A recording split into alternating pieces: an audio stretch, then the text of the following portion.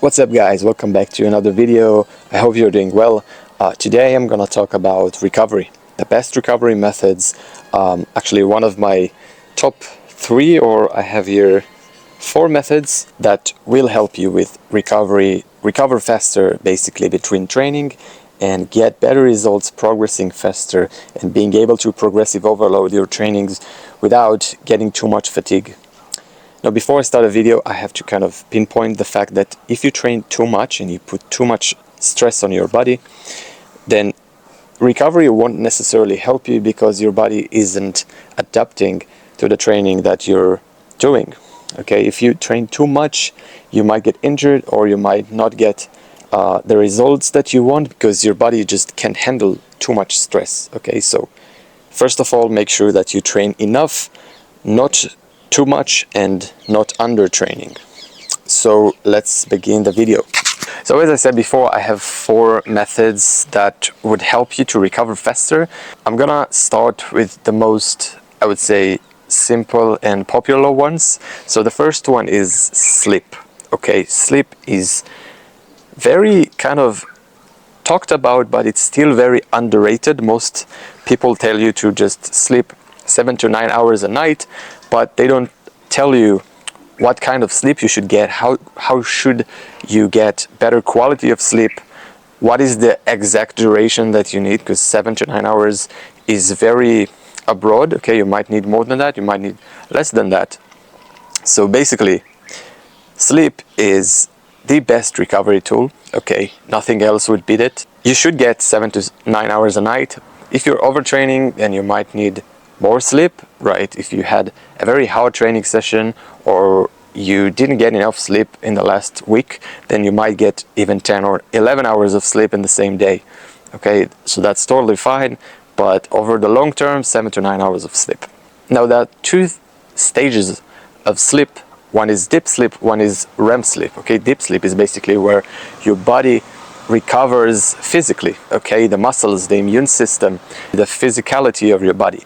And REM sleep, which is rapid eye movement, is where you process emotions and basically manage your stress over the long term. So that's also very important. Usually the REM sleep is the second part of the sleep. That's why you need 7 to 9 hours of sleep, because if you sleep about 4 or 5 hours, you might get enough deep sleep but not enough REM sleep. So here are a few ways to increase your sleep quality.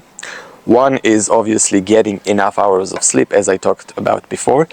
The second is sleeping in the same hours, okay? Having a regular sleep rhythm where you go to sleep pretty early, I would say 11 p.m. max, and wake up pretty early as well. Okay, if you go to 11 p.m., then sleep about 7 to 9 hours. That's going to be waking up at 6 or 8 a.m. Now, when you sleep, your body needs to recover. So you want to stop eating about 2 to 3 hours before bed to let your digestive system rest, so your body can turn most of your blood not to digest the food that you just ate, but to your relaxation, to your muscles, immune system, and as I said, stress management and emotional control. Avoid alcohol, obviously, and avoid caffeine at least 8 hours before sleep. Okay, the half-life of caffeine is about 5 to 6 hours. Okay, that means that after 5 or 6 hours, there's still half of your caffeine in the body.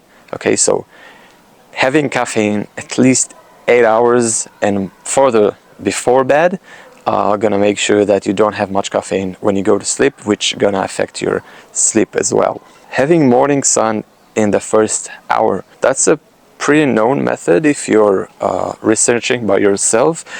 Having sun in the morning into your eyes, not through a window, gonna set your circadian rhythm. Okay, it basically tells your body that it's morning, you have to wake up, and that's gonna set your circadian rhythm, and you're gonna feel later more sleepy when you're about to sleep at night. The last thing is having magnesium, which also gonna be a part of this video. Okay, magnesium has more than 300 functions in the body, chemical functions, so it's a very important mineral, especially regarding recovery.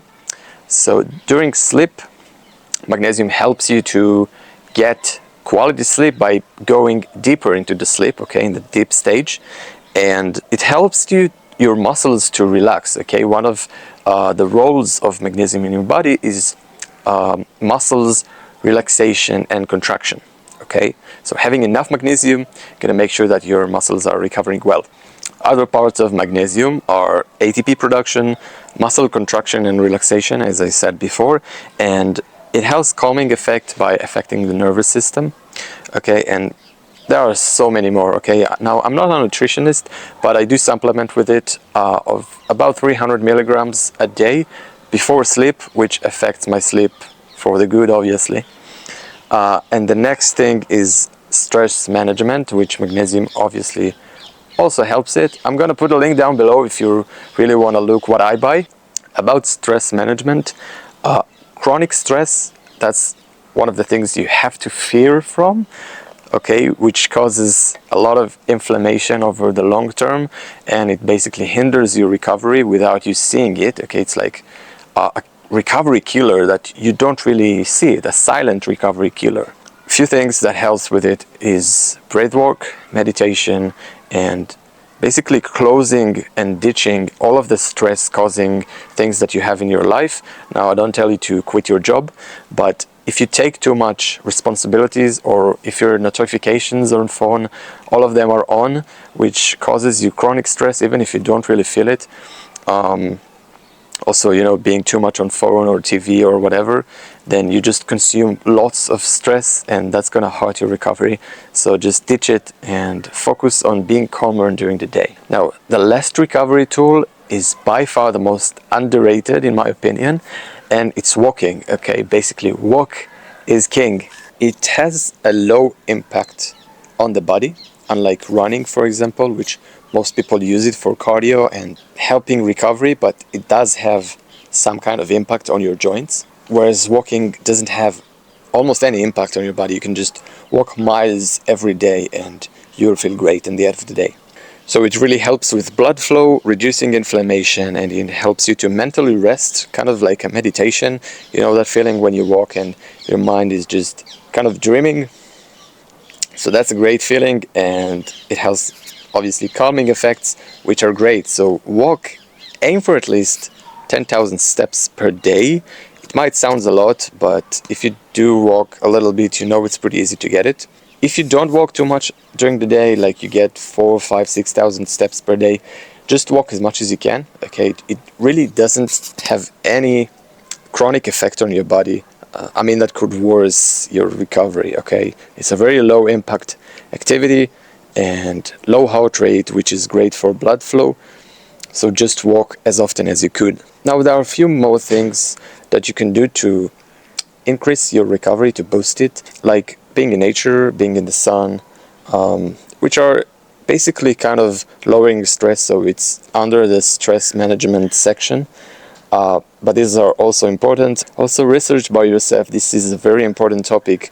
As I said in the beginning of the video, if you recover well, you can train more and progress faster. So that's also part of your training lifestyle. If you have any comments, any questions, write them down below. I see them all. I answer all of you. If you like this video, press the like button and subscribe for more content like this, and have a great day.